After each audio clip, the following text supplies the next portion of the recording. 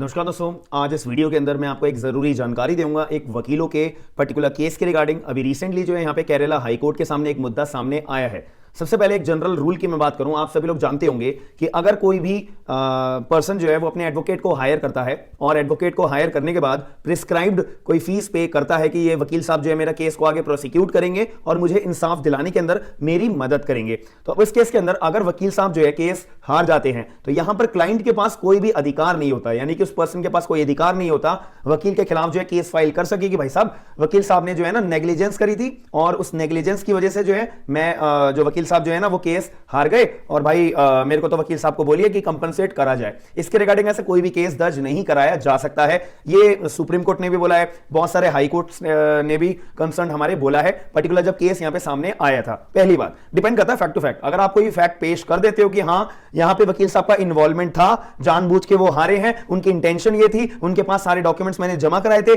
जानबूझ के जो उन्होंने वकील साहब ने कोर्ट में वो डॉक्यूमेंट्स पेश नहीं करे, मेरी आर्गुमेंट नहीं करी है वगैरह वगैरह, अगर ऐसा कोई फैक्ट है, आपके पास प्रूफ है, जब आप कोर्ट में पेश करो, अगर वकील साहब को गिल्टी पाया जाता है तो 100% यहां पे वकील साहब के अगेंस्ट भी यहां पे प्रोसिक्यूशन चालू किया जा सकता है कोर्ट के द्वारा। ये बात तो क्लियर है। बट यहां पे अभी मुद्दा आया जिसमें केरला हाई कोर्ट ने डायरेक्ट ऑर्डर कराया कि भाई यहां पे वकील को जो है अरेस्ट करने के लिए उसकी इन्वेस्टिगेशन करी जाए, इंक्वायरी करी जाए। ऑब्वियसली इंक्वायरी जो है हमेशा कोर्ट करता है और इन्वेस्टिगेशन जो है वो पुलिस के द्वारा करी जाती है या इन्वेस्टिगेटिंग एजेंसीज के द्वारा करी जाती है। अगर मैं बात करूं CBI, obviously that is also considered as a investigating agency, तो उनके द्वारा जो है इन्वेस्टिगेशन कंडक्ट करी जाए। मुद्दे की बात यह है यहां पर पर्टिकुलर ऐसा आरोप लगा है फैक्ट्स के तौर पे, रिपोर्ट्स के तौर पे, कि एक वकील साहब थे, उन्होंने क्या करा, अपने क्लाइंट से जो है पैसे लिए कि भाई मैं तुम्हारा को एंटीसिपेटरी बेल दिलवा दूंगा, क्योंकि उन पर्टिकुलर कंसर्न जो क्लाइंट थे उनका जो हाथ था एक केस के अंदर, उनके ऊपर एफआईआर दर्ज हो गई थी। अब उनको डर था कि भैया मेरे को तो कभी भी जो है पुलिस अरेस्ट करके ले जाएगी। उस चीज के लिए अगर आप इनोसेंट हो तो आपके पास ग्राउंड होता है कि आप कोर्ट ऑफ सेशन के पास जाके या कंसर्न हाई कोर्ट के पास जाके आप क्या कर सकते हो, अपना एंटीसिपेटरी बेल ग्रांट कर सकते हो as per the provision of CrPC. इतनी सिंपल सी बात है। अब यहां पे जो है पर्टिकुलर जो आरोप लगाए कि वकील साहब ने मेरे को जो है पैसे मुझसे लिए हैं, ऐसा आरोप लगाया पर्सन ने, कंसल्ट जो पर्टिकुलर जिसने एंटीसिपेटरी बेल अपनी ग्रांट करवाने के लिए बात करी थी, तो यहां पे आरोप लगाया कि भाई मेरे को तो वकील साहब ने पैसे लिए थे, किस लिए, कि भाई मेरे को जो है रिश्वत देनी है। किसको? हाई कोर्ट के जज साहब को। जब तो मैं तुम्हारे को जो है एंटीसिपेटरी बेल ग्रांट करवा पाऊंगा। तो यहां पे टर्म लिखी हुई है कि the Kerala high court has launched a preliminary investigation in a complaint alleging that an advocate took a bribe from a client by telling him that a bribe has to be paid to the high court judge, high court judicial officer for anticipatory bail, कि भाई देखो मेरे को जो है ना आगे आगे पैसे खिलाने पड़ते हैं, तो हाई कोर्ट के जो जज साहब है जो आपका केस देखेंगे, जो एंटीसिपेटरी बेल आपको ग्रांट करेंगे, तो उसके लिए जो है